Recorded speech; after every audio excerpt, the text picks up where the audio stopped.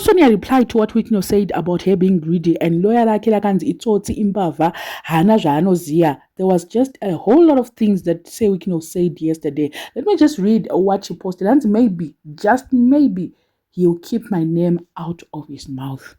Hazviite kuti wiki ripere Whitney wasina kutaura anything about Sonia these days. Either anonyora kutwitter something, anoresponda vanhu achitonyora ziparagraph, or anoisa Facebook post or Instagram, but mostly Twitter uko ndoko anogara achitaura about Sonia. And picture yaanoda kupainta nayo, it's actually a bad picture yekuti ndiye anga ari wrong. You will never admit kuti ane zvaikanganisa marriage. Anenge achingoti she's greedy, ndompa mari. Money is not everything. That's what people must know. How many people leave their marriages? Kune mota dzinoshamisira, kune mari dzinoshamisira, kune dzimba dzinoshamisira, but vanhu vanochoose to walk away. Zvinotongoratidza kuti money sometimes is not everything marriage, but iye kana akutaura anobva ati ndaimupa mari kuitira kuti asoftene vanhu vabva vati sure kana munhu aipiwa mari, so why akabuda marriage. Ndo picture yakaportraya nezuro kuti aifanira kundinanzva because ndine mari. Aifanira kuita kuti abuse yese yaitaura about it angoenjoy it because she's getting money. Muri kunzwa manje, but Sonia akati no, I cannot. And then she also said defamation of character is the act of making false published statement about a person or business that injure their reputation, causing hatred, ridicule, or contempt. It covers both written and spoken falsehoods. Victim can sue for damages, including financial losses or reputational harm.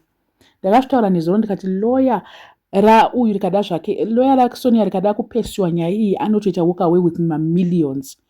Remember, he's running a business and nezuro akanzi imbavha hana zvaanoziya.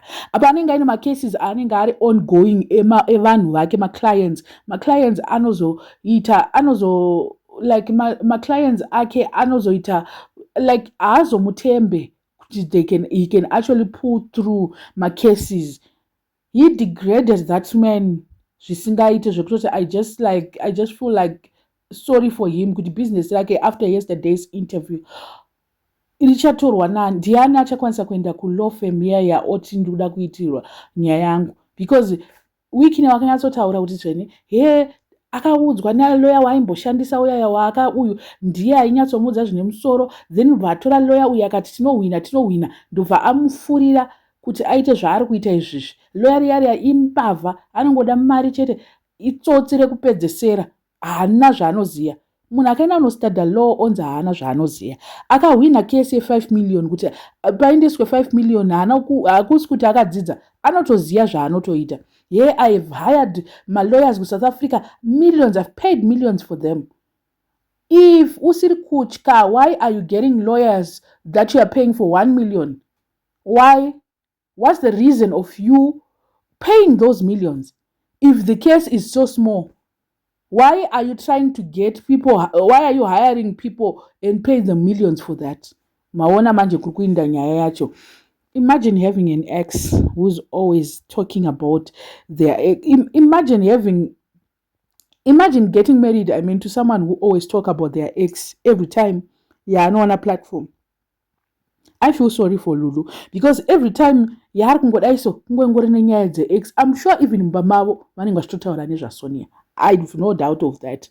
I think kuti kumba kwayo kunotomboitwa dare rekutomboti vakadai unoziya nyaya dzese dzavanenge vachingotaura ndedzaex ndidzi, iwo ndounenge uri next, ndozvausingaziya. Ukati murume akadai soka, you are next. You are going to be next no matter what praises that you get now. Ndiwo chazorambwa takatarisa zvedu. Izvezvi uchiri kuitwa princess ka, but pamberi apo ka mirai muone. I don't know how a lot of people were fooled from yesterday's interview. Hans is very intelligent. He's very intelligent. Akatomuona utoti, akazodai so, taktomuda after yesterday, calm and collected. He cleared the air. He's very lovely. He's very chi. Bottom line is, once a Chigananda, always a Chigananda. Once a ZANU-PF, always a ZANU-PF. Vanonyatsoziya mastatement andikutaura ye. He told us what we want to hear, like any other politician. He refused that he's not a politician. Why are you hanging around with politicians if you are not a politician? anomboziva here kuti a politician is a what, kana kuti haazive definition yacho yepolitics. Amen. And he told us zvataida kunzwa. He told us what we wanted to hear, and he succeeded in that. Obviously akatoudzwa kunzi iwo enda wakadai so wakadzikama uchanotaura kuti zvakati ikoko, because there's no way yaanotaura like kuti Wikino is another person online, and Nezuro, he showed us imwe character that we were not aware of, that akaita kunge he's two different people mukona manje. And behavior iyoyo we don't want to label it, but andisikuda kuti he's a narcissist, andisikuda kudaro, ndoda kungoti vanhu vane behavior, andisikuti iye specifically, but I'm just saying kuti vanhu vane behavior inenge yake yayo.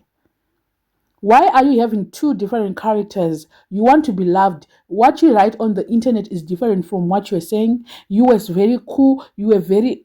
That only can summarize the kind of a person. One wakadaro, they can abuse a person, and apedza kuabuse mumurambira kuti asiri. Munotoblema mukadzi kana kuti chii. Varume wakadaro, they are there. You can attest to this kuti varume wakadaro, they are there. And vanenge vachitotaiwa iwo ndoone wrong, ndoonotaurisa. Fungoti Wikino nezvaakaita vanototi Sonia ndiye atori problem. Mungangozvibvunza kuti why does he have to explain himself too much for the why? Why does he has to make Sonia a bad person? Hana Sonia chaakamuitira chiri right. Ozomuti handimuvengi pakadaro. Attention anoida, and he got it. Hansi's interview was nice, papi panga pari nice. He pretended to be a normal citizen. Siri. Only ZANU-PF people will fall for that, not us. But here I'm not a politician. Ndinongofarira ZANU-PF. Chiko chekuti unofarira ZANU-PF. You are already into politics, my friend. And he managed to sweet talk us, just like what ZANU-PF zvainongoita when they're giving people chicken in vakadya ipapo ndivatostipa ZANU-PF. Mangopiwa mafufu chicken in. Iyo 1 piece kana 2 piece yamunopiwa iya kumusangano. Mubva matongotaiwa isusu takutoita zveZANU-PF. Veduwe. Sonia knows him well than us. So ngatisaregerere kuti munhu uyu Sonia tomuti anga ari bad, anga ari chii. Musiya express zvaanoda, ndozvaanofila, ndozvaanoziya about this man. Zvaanotaura achinyora nhoroondo achita sei, ozotiudza kuti hey nini Fadzai handindomufarira, Fadzai ndakatonzwa kuti is a good lawyer. Asi online anoti tsikombiyo. Hana kuroorwa, hana murume, hana kana vana, hana kana chi, but Nezuro zanzi Fadzai ndaida kutomupa business. Kuda kumanipulate kuti Fadzai anyore something good about that man.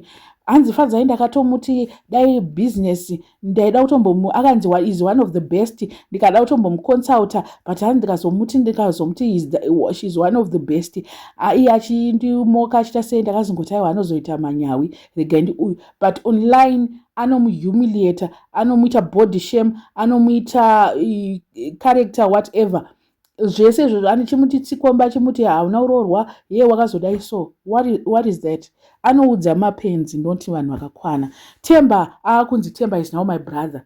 Imika ngaasade kuchinjwa.